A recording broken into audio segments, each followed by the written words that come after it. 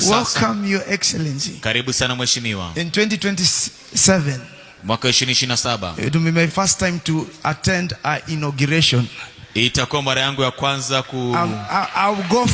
I'm coming for your inauguration. Tutakuja kuapishwa kwako. Wacha nijitetee mapema na unipatie nafasi niombe kabla you be given the instruments of power. Upatiwe vyombo vya nguvu na uweza kutawala. And it will be my first time also to vote. Itakuwa mara yangu ya kwanza pia kupiga kura. Faith without works, imani bila matendo, is dead. Imekufa. So everyone has to vote come 2027. Kila mmoja anapaswa kupiga kura ikifikia mwaka 2027. So if we prayed, iwapo tuliomba, then we can pray out. Basi tunaweza omba nje. So we are going to pray out the wrong. Hivyo tutaomba tukiondoa. And pray the right in. Na tuombe wale wazuri kuingia. Amen. So I reckon.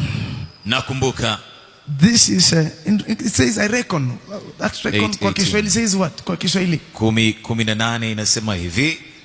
Na ya hesabu mateso yangu.